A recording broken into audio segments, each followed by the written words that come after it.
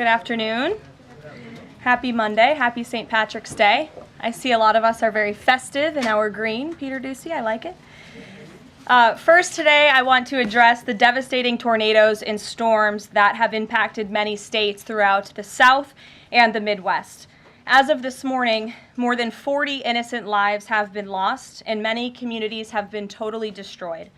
The president has been actively monitoring the situation, and the Trump administration is engaged with governors and local officials to restore affected communities and livelihoods. Everyone impacted is in our prayers, and President Trump is fully prepared to assist state and local officials as they recover from the horrific damage. The president has had a very busy weekend, making our country and the world a much safer place. President Trump ordered decisive military action against the Houthi terrorists in Yemen.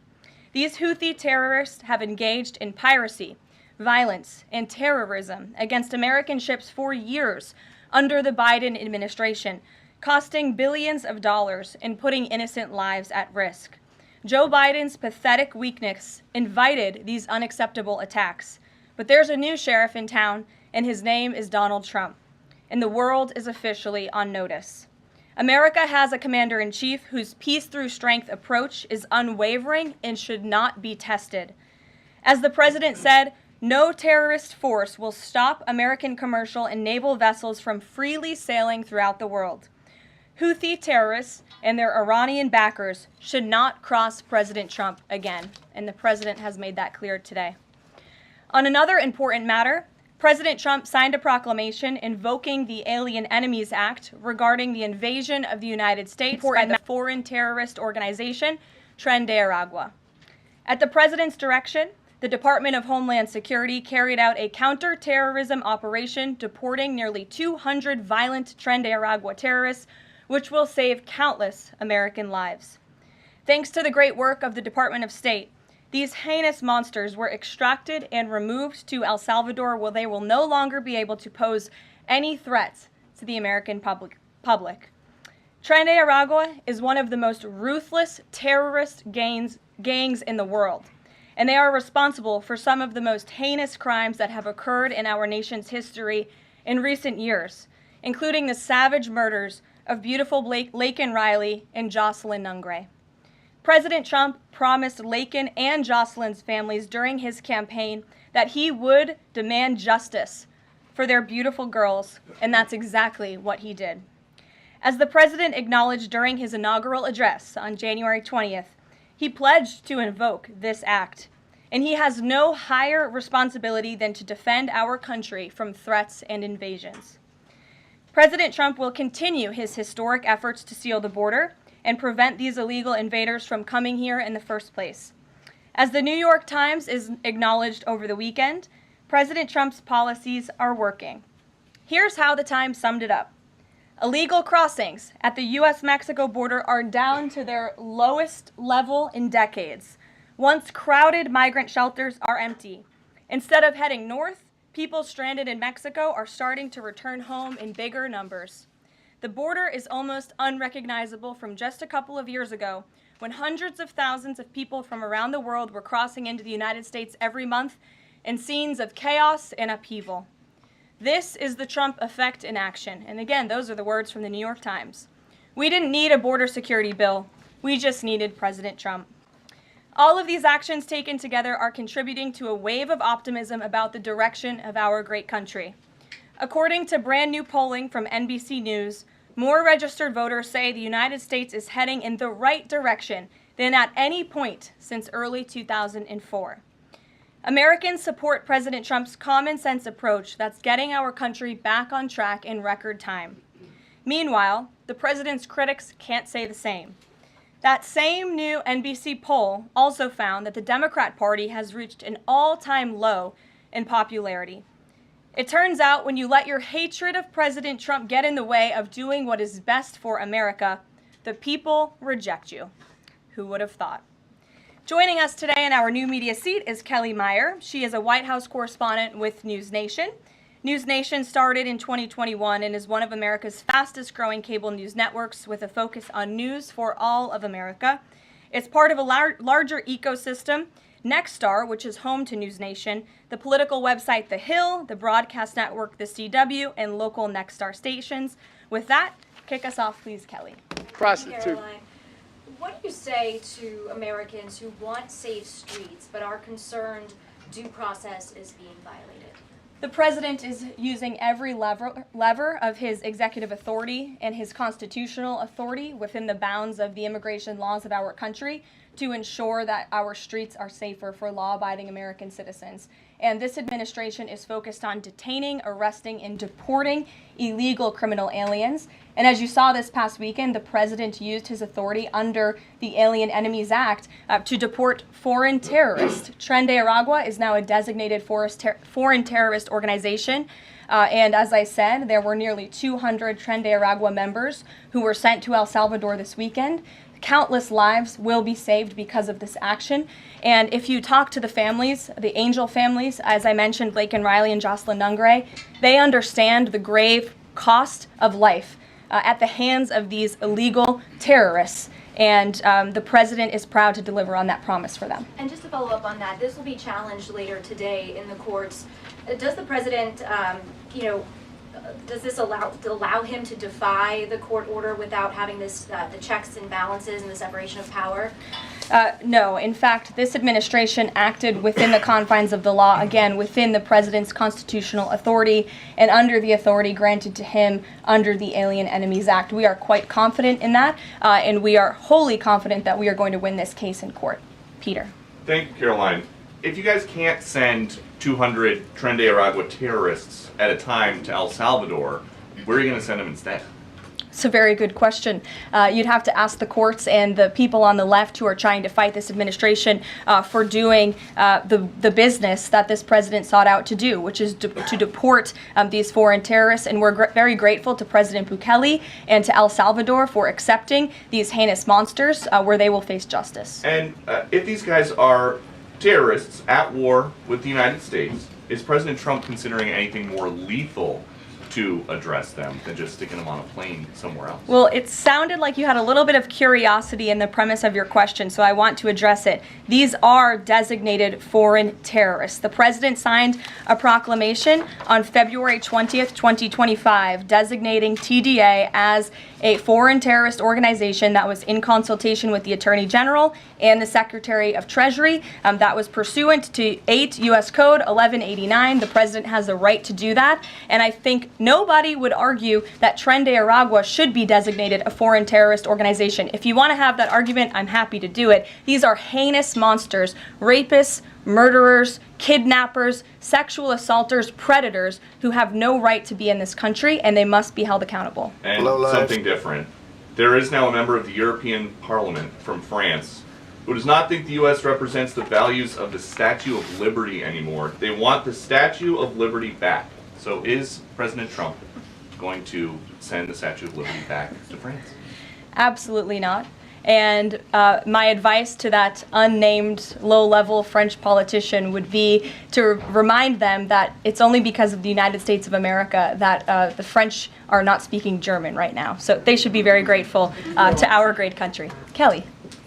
Is the administration prepared to give the court what it wants in terms of the time of the flights that departed, that went to El Salvador, and some of those details that the judge is asking for in trying to determine the timing? Clearly, the 5 named individuals were not deported That's in right. compliance, but looking more broadly, wanting to know about the timing of flights and so forth, because the verbal order did say turn around the flights if there's an issue. So is the administration prepared to provide that information? I'm prepared to provide it right now. All of the planes that were subject to the written order, the judge's written order, took off before the order was entered in the courtroom on Saturday. And the administration will, of course, be happily answering all of those questions that the judge poses in court later today. And for people who have due process questions about making certain that there wasn't anyone who was swept up who did not meet the criteria that you laid out, is there a way for the administration to provide more detail about how that was determined, who the individuals were that met this deportation order? Yes, I can assure the American people that Customs and Border Patrol and ICE and the Department of Homeland Security are sure about the identities of the individuals who were on these planes and the threat that they pose to our homeland. They take this incredibly seriously. They are putting their lives on the line to deport these designated terrorists from our country, and they should be trusted to do that. And that's exactly what the American people elected this president to do. Thanks, Caroline. Just to follow up on that then, so you're saying definitively that the administration can prove everyone that was put on those flights to El Salvador was either a member of Tren de Aragua, MS-13, or some other entity? We've already provided the breakdown in the effort of transparency about the 261 illegal aliens who were deported. 137 of those were deported under the Alien Enemies Act. 101 of those were Venezuelans removed via Title VIII, which, as you know, are just regular immigration proceedings. And 23 of them were MS-13 Salvadorian gang members. There were also 2 MS-13 ringleaders as part of that group of 23 who President Bukele particularly expressed his gratitude for their return so he can demand justice in his home country. Jennifer. What criteria, though, other than, say, tattoos or maybe being in the wrong place at the wrong time, are they using to determine that someone is actually a member of one of these organizations? Intelligence and the men and women on the ground in the interior of our country who are finally being allowed to do their jobs. Their hands were tied under the previous administration, and as I said, they take their jobs very seriously. They should be trusted and respected by the American public with this operation. And of course, as I said to Kelly, the administration will provide all details to the questions that the court poses. Jennifer. One more follow-up on that. Can you say how much the U.S. is paying El Salvador to imprison these Venezuelans? And then a different question on Russia. I was wondering if you could give us an update on the ceasefire negotiations, and is there anything you can share on the list that Putin passed along to President Trump for the things he's requesting? Sure. To your first question, it was approximately $6 million to El Salvador for the detention of these foreign terrorists. And I would point out that is pennies on the dollar in comparison to the cost of life and the cost it would impose on the American taxpayer to house these terrorists in maximum security prisons here in the United States of America. And I would echo the message of our Secretary of State, Marco Rubio, who expressed his gratitude to President Bukele and El Salvador's government for their cooperation in this deal. As for Russia, as you know, the president announced last night on Air Force One on his return from his very busy weekend in Florida that he will be speaking to President Putin tomorrow. I won't get ahead of those negotiations, but I can say we are on the 10th yard line of peace, and we've never been closer to a peace deal than we are in this moment. And the president, as you know, is determined to get one done. Sure, Caitlin. I have 2 questions for you. One on the flights, but first on the president's post overnight, saying that the pardons that were issued by President Biden preemptively to members of the January 6th committee, that they're now null and void. Have attorneys here at the White House told President Trump that he has the legal authority to undo a pardon simply because it was signed by auto pen, as he said? The president was begging the question that I think a lot of journalists in this room should be asking about whether or not the former president of the United States, who I think we can all finally agree was cognitively impaired. I know it took people some time to finally admit that, but we all know that to be true, as evidenced by his disastrous debate performance against President Trump during the campaign. I digress on that. But the president was raising the point that did the president even know about these pardons? Was his legal signature used without his consent or knowledge? And that's not just the president or me raising those questions, Caitlin. According to the New York Post, there are Biden officials from the previous White House who raised those questions and wondered if the president was even consulted about his legally binding signature being signed onto documents. And so I think it's a question that everybody in this room should be looking into, because certainly that would propose perhaps criminal or illegal behavior if staff members were signing the President of the United States autograph without his consent. Is on the record talking about issuing preemptive pardons to these people. But was he aware of his signature being used on every single pardon? That's a question you should ask the Biden White House. Is there any evidence on that he wasn't aware of it? You're a reporter. You should find out. Okay, Sean. on the flights, so I have a question on the timeline of the flights. You keep talking about the judge's written order, which hit the docket Saturday night at about 7:26 p.m. But he issued a verbal order before that at about 6:45 and 6:48 p.m. based on the court hearing.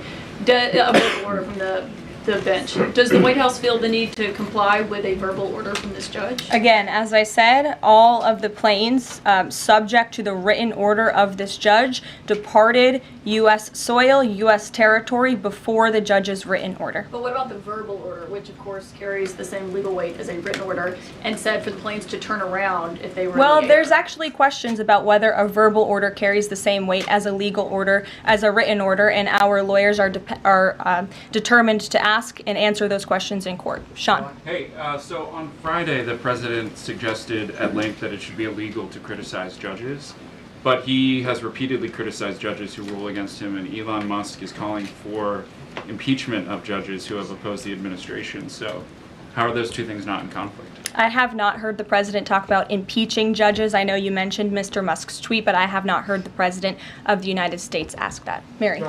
Hey, thanks, Caroline. I wanted to ask about this video I saw this morning set to the tune of, I believe, Closing Time about deportations of illegal migrants. What's the strategy behind the White House's videos they've been putting out on this, and can you kind of talk us through the thinking on these videos? Sure.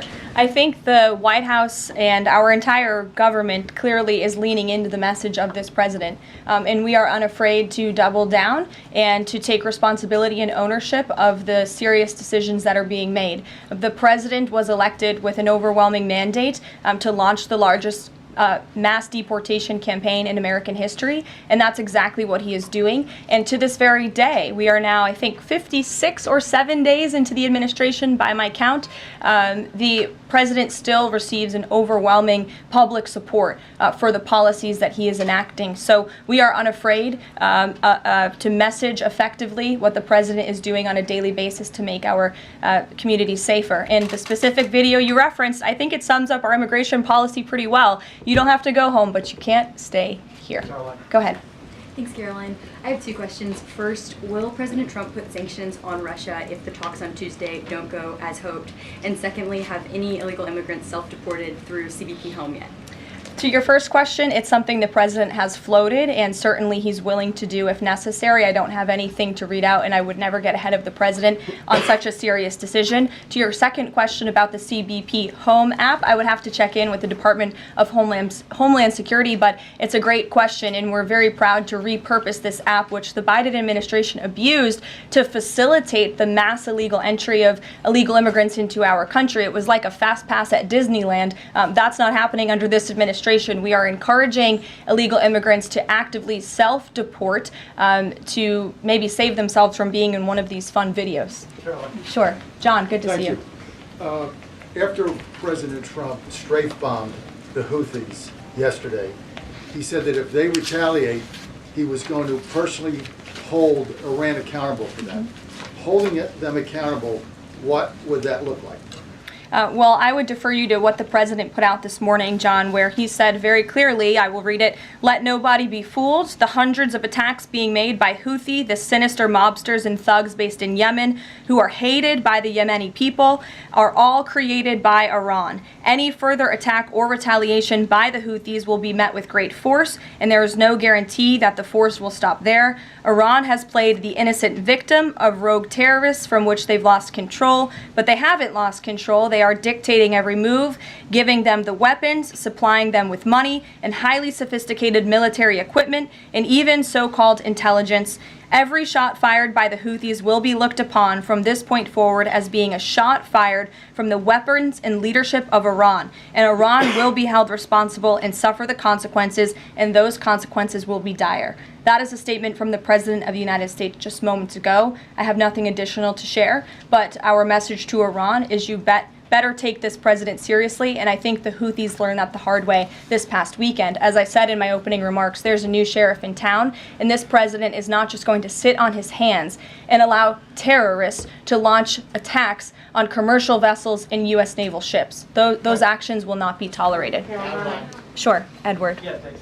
Caroline, on the economy. So after mostly a down week last week in the economy, you've been very vocal as well as other cabinet members about how we're in a transition and about how this economic transition, and there's a plan, a long-term plan for tariffs on this. How concerned is the president that the markets and Americans, for lack of a better term, will freak out over these tariffs and be concerned about a long-term plan? Sure. I think I've been asked this question and answered this question respectfully, Edward. We are in a period of transition. The president has made that clear. He also has made his belief in tariffs and what they will do for our great country clear, restoring wealth back to our country. And if you look at the president's first-term economic formula, massive deregulation, tax cuts, lowering the cost of living with an energy boom, which the American people can expect soon. Wall Street and Main Street should both be assured by what President Trump did in his first term. It's the exact same formula. In fact, I would argue it's even better this time around. And if you look at some of the economic indicators in the last week, the latest CPI report last week beat expectations. Inflation is cooling. Core inflation dropped for the first time in 4 months. The national average of the price of gas is down 42 cents from 1 year ago. And there was also a new report out this morning about wholesale egg prices. They continue to fall. A dozen eggs are now $3.10 cheaper since January 24th. First, that's a 47% decrease overall. So I think the American people do have great reason to be optimistic about this economy. And as I've said repeatedly, it continues to be true. The administration has a whole of government effort to fix the economic mess created by Biden. So the president's pointed to that April 2nd tariff deadline, so to speak. Is the tariff back and forth sort of done now? We're just all looking towards April 2nd? Well, I think the president would tell you that all options are always on the table, and he's always ready to respond if he feels the United States is being unfairly treated by our allies and also our competitors around the world. But yes, the April 2nd day is a big day for the country, as the president has said. Reciprocal tariffs will go into effect. We'll have more details on that as the date nears, but our entire trade team, Secretary Lutnick, Secretary Bessent, the vice president has been quite involved in these talks and discussions as well about what that will look like. And the president, as you always do, you will hear from him directly on it. Deborah Saunders, how are you? Fine. How are you doing? Good, thanks. Former pardon attorney Elizabeth Boyer believes she was fired for refusing to sign off on a move to restore gun rights to actor Mel Gibson. DOJ's Todd Blanche says no. But I want to know, is the administration dedicated to restoring gun rights to felons who served their times? I ask this because I've talked to people who were pardoned. They felt that was important. Of course, this isn't necessarily for a pardon. What is the president's thinking on this issue? Sure. After you've served your sentence, should you have gun rights? It's an important question. It is one I have not spoken to the president about on his views, but I will take it to him this afternoon. I will tell him you asked, and we will get you an answer. You're welcome. Jonathan. Thanks a lot, Caroline. A question for you regarding the administration complying with judges' orders. I want to ask about an administration spokesperson who's the border czar, Tom Homan. He was on Fox News. We love Tom Homan. And he was talking about the deportations, and he said the following. He said, "We're not stopping. I don't care what the judges think," which seems to me, just reading that, that you don't care what orders come from the federal bench. Is that the case? Can you clarify that, please? Well, I think since you just quoted Tom, I'll quote Tom. He said, "I don't care what the judges think, but I can assure you that the administration is complying with the court order." And as I've said repeatedly from this podium, all of the flights that were subject to the judge's written order departed before the written order, and we are prepared to make that case in court later this afternoon. Reagan. And then if I could, on Russia, the president, as you pointed out, Caroline, made some remarks on Air Force One coming back from Florida, and he seemed to indicate that the conversation tomorrow concerns essentially dividing up assets, dividing up territory associated with the war in Ukraine. Has President Zelensky given President Trump that authority? Is that what is going to take place tomorrow? Well, as you know, the president and his entire national security team have been engaged directly with President Zelensky and the Ukrainian team, and that has been part of the discussion between the president's team and the Ukrainians. As for where those lines will be drawn or any specifics, I am not going to get into that from this podium. It would be unwise for me to get ahead of the president's call with President Putin tomorrow. But again, I can assure you, in the effort of transparency, as this president always does, you will hear from him or one of us directly after that phone call tomorrow. Reagan. Thank you, Karoline. There's a lot of focus on the judicial branch right now. The president has about 40 judicial appointments that he could make at this moment. Do you have an update on what the timeline would look like for those judicial appointments? And does the president have a list of potential nominees that he's vetting? I do not have an update on a timeline, nor do I have a list, but I can certainly have our team gather that for you and provide it. You're welcome. Sure. Go ahead. Sure. Thank you, Caroline. So the president is visiting the Kennedy Center this afternoon to He attend is. a board meeting. A question about what happened a few weeks ago. The Kennedy Center got bomb threats targeting a performance by Shingun Performing Arts, which is an American company showcasing China before communism. This company has been targeted, unfortunately, by the CCP for years. I'm wondering if this administration has a response to this, and also as the president is putting an emphasis on arts and culture, what's the administration's message to potentially foreign state actors who are trying to disrupt that in the U.S.? Don't disrupt it.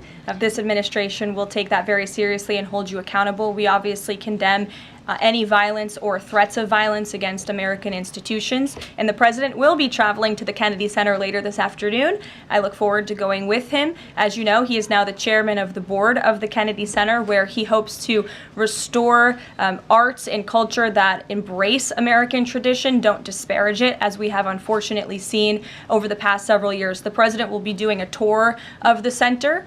In his business developer mind, I'm sure he will make some recommendations on how the center itself can be improved, but also will be discussing perhaps some future plays and musicals and theatrical programs that the center will be hosting under his new leadership and the board's new leadership. Daniel.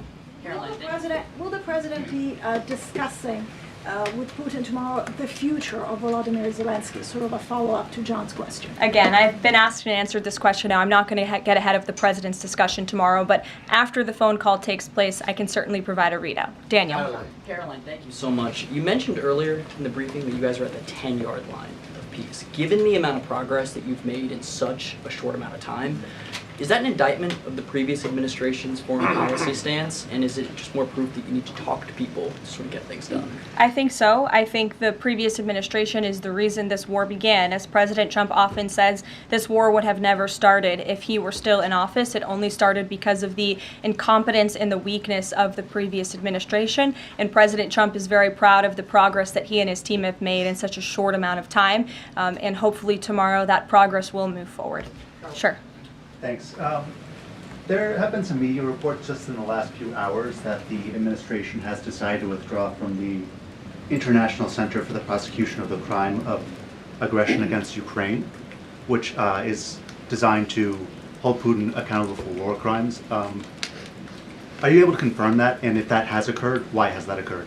I'm not able to confirm it because I have not heard that. I will caution, I know there have been many inaccurate and misleading reports from Reuters lately, so I would caution anybody taking that seriously, but I can check in and get back to you. Rachel. Thanks, Caroline. Is it the president's belief that the Justice Department should be investigating members of the January 6th Select Committee? Is he directing the DOJ to do that? As the president made it very clear in his address on Friday, I believe some of you were there, I was there, he made his vision for what he would like to see of the Department of Justice very clear, but he said that he has appointed great people in Attorney General Pam Bondi and also in our FBI Director Kash Patel to do what they think is best for our justice system and to stop the weaponization of justice that we saw under the previous administration against not just President Trump but his supporters as well. We want to restore the Department of Justice to an institution that focuses on fighting law and order and crime and putting real criminals behind bars, not targeting Americans because of their religion or their political speech. We saw that under the previous administration, and it's unacceptable to this president. And just to follow up really quickly on just Homan's comments from earlier, a few weeks ago in the Oval Office, the president said he will always abide by the courts. We heard what Tom Homan said earlier today. So I'm only asking just to be clear for the American people. It is the administration's belief that that you feel like you are bound to comply by the judge's orders? We are complying with the judge's orders. Question on the storm. Sure. What role does the president see for FEMA with these storms? He's talking about getting rid of FEMA, states handling their own disasters. Does he plan to change how the federal government responds to these storms? There hasn't been a change yet. That doesn't mean there couldn't be in the future. But as of right now, the president, the entire administration are actively monitoring the storms, as I said. In fact, before I came down here, there was an email note in my inbox from the Department of Homeland Security on what they are actually doing state by state across the board. So rest assured, Secretary Noem and her team is on it, and I would defer you to the Department of Homeland Security for any further details. One more question. The president referenced power plants with a conversation with Vladimir Putin. What is he referring to with power plants? What is that? There's a power plant that is on the border of Russia and Ukraine that was up for discussion with the Ukrainians, and he will address it in his call with Putin tomorrow. The nuclear plant. Correct. Okay. Yes. Caroline? Do you have a question? Yes. Okay. I wanted to ask you if you would be releasing more granular data about the people who were sent to El Salvador this week. Particularly, will you be releasing their names? I don't believe so because of the privacy concerns at this point in time. That doesn't mean we won't eventually. I would defer you to the Department of Homeland Security for more details on the individuals on the flights, but we have been incredibly transparent in giving you the breakdown of the numbers and also some of the crimes committed by these heinous criminals and individuals: kidnapping, sexual abuse of a child, robbery, aggravated assault on a police officer. I would remind everybody in this room that Tren de Aragua is a foreign terrorist organization operating within the United States of America because the previous administration allowed them to invade our country. These are monsters who tortured, raped, and murdered a 12-year-old Jocelyn Nungre. They murdered 22-year-old nursing student Laken Riley. They led a multi-state sex trafficking operation involving smuggling women into the United States, holding them in stash houses in Louisiana, Florida, New Jersey, Texas, and Virginia, and forcing them into prostitution. They kidnapped and murdered a 33-year-old woman in Texas. They sexually and physically assaulted a woman and her daughter in Wisconsin. They conducted a mass shooting in Illinois. They peddled untraceable ghost guns across New York City, took over an Aurora, Colorado apartment complex where they kidnapped and tortured victims. And by the way, many of you in the mainstream media said that didn't happen. It turned out that it did. And because of the effective immigration policies of this administration, those foreign terrorists were detained and they are no longer operating on American soil, and we have President Trump to thank for that. We'll see you guys later at the Kennedy Center. Thanks so much. Thanks, Caroline.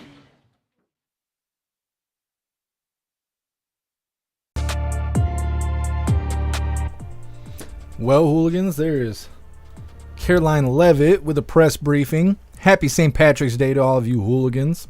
Let me fix this volume really quick. For some reason, they were extra quiet today. If I don't do it now, I'll forget. Anyways, I got to put the schedule together for Coffee with Hooligans. We'll be live again in about an hour and a half, maybe a little bit less, maybe a little bit more, but I got to get the schedule together or else we ain't going to have no coffee today. So make sure you hit that like button if you haven't already hit that like button. If you ain't got green on, you're getting pinched. I'm telling you right now, you're getting pinched. If you got Irish blood, that counts, okay? That counts. You don't need to wear green if you got Irish blood. I'm going to drop this Linktree link in all of the chats really quick where all of my links are listed. So go ahead and go down the list. If you would like to make donations, join membership programs, or purchase any merch, really appreciate it. All of your guys' contributions keep us running every day except for Sunday, because we got to have a day to recharge those batteries. Definitely go join Discord. Discord is our free hooligan community. It's the best way to be notified every single time we go live. The hooligans are there keeping the conversation going 24/7, and we have 2 news boards to keep you up to date with everything going on around the world. So definitely go join Discord. If you're feeling real saucy, go join jeffmaclive.com. Over on the website, our live chat has more ability than any other platform. You can post memes and GIFs and custom emojis and links and all kinds of stuff right there while watching the live. You'll have access to Hooligans Alley. You'll have access to the forums. You'll have access to the arcade. You'll have access to our advanced messaging system with the built-in group chats that gives you the ability to text each other, call each other, video call each other, group texting, group calling, group video calling, and more. jeffmaclive.com is the place to be and the home of the hooligans. So definitely go get yourself a membership. Like I said, click that link, go down the list. I'll be back here in about an hour and a half for Coffee with Hooligans. I appreciate all of you guys being here. Rack those likes up, and I'll see you for Coffee with Hooligans.